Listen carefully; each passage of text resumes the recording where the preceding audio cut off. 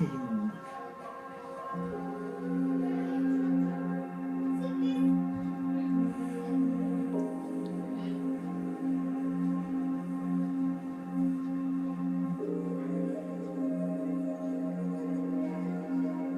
Après 7 ans de travaux, est surgi de la terre et de la mer un chef-d'œuvre de l'art monumental et de l'architecture arabo-musulmane.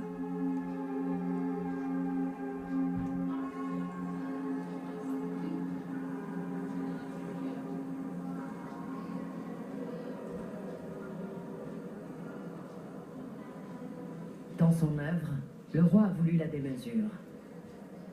Et les meilleurs artisans du royaume ont édifié ce colosse de marbre, de granit et de stuc. Les guides en donnent des dimensions impressionnantes. La mosquée est considérée comme l'une des plus grandes mosquées au monde. Et elle a une superficie totale de 9 hectares. C'est à l'extérieur, 2 hectares ici à l'intérieur de la salle de prière, avec une capacité d'accueil de 105 000 personnes.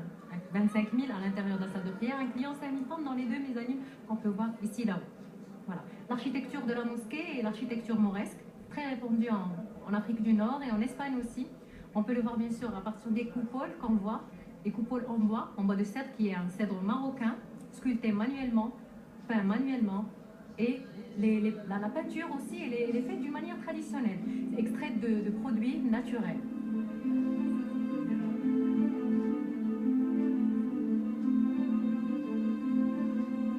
D'Italie sont venus ces lustres énormes qui descendent du plafond pour se mettre à la hauteur des hommes.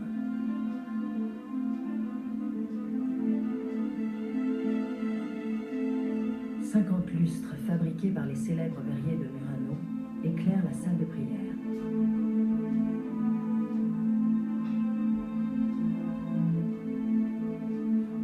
Avec plus d'une tonne chacun et 10 mètres de hauteur, les lustres donnent l'exacte échelle du bâtiment.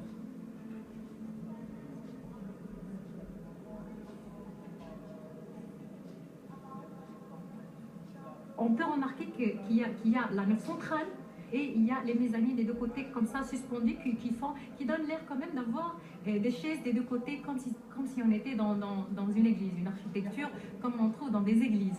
Ça représente premièrement bien sûr l'innovation en termes d'architecture, mais aussi le cas du Maroc en tant qu'un pays qui englobe plusieurs religions et qui vivent ensemble en paix et en prospérité. Voilà.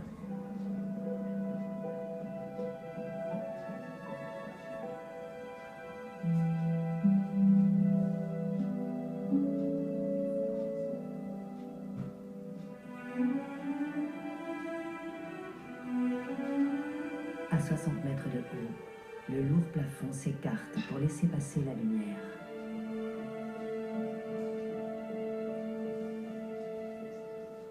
La cathédrale est technologique. Seules des machines peuvent activer de tels poids et de telles dimensions. La lumière fait finalement apparaître, écrite sur les pourtours du plafond, la calligraphie des 99 noms d'Allah.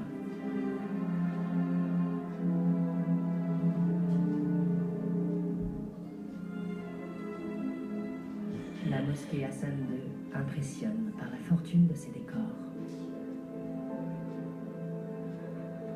Et le monde entier vient voir de ses propres yeux cet art monumental qui veut défier le temps.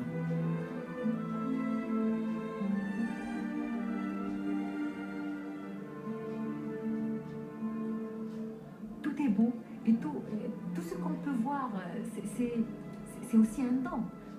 Toutes les œuvres artistiques qu'on peut voir là, partout, ça laisse à penser ce que peut un être humain faire, mais de la bonne manière, voilà, quand on peut s'en servir pour embellir nos vies.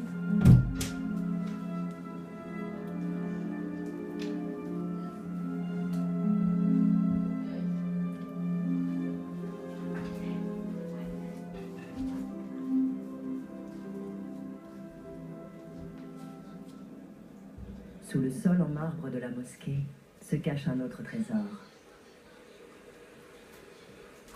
Pour se purifier avec l'eau, le roi a imaginé une salle de 41 fontaines de marbre, sculptées en forme de fleurs de lotus. C'est la grande salle des ablutions, où les fidèles peuvent venir avant la prière.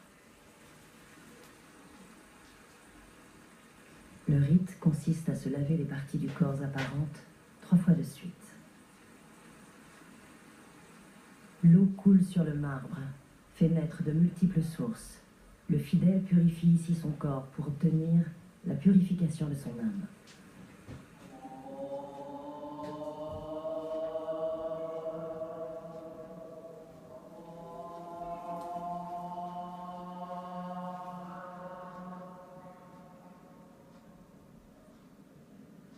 Pour la prière, les femmes pénètrent par une porte à l'arrière de la mosquée et s'installent dans les mezzanines. Les hommes prient en bas, dans la nef centrale.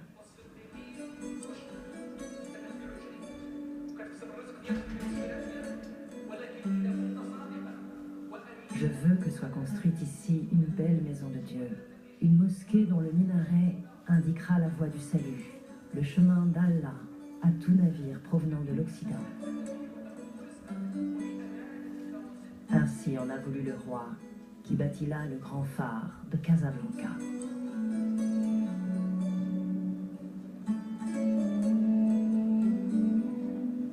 En architecture, la ville blanche a toujours été le laboratoire du moderne. Casablanca possède désormais l'une des plus belles et des plus grandes mosquées du monde. Casablanca.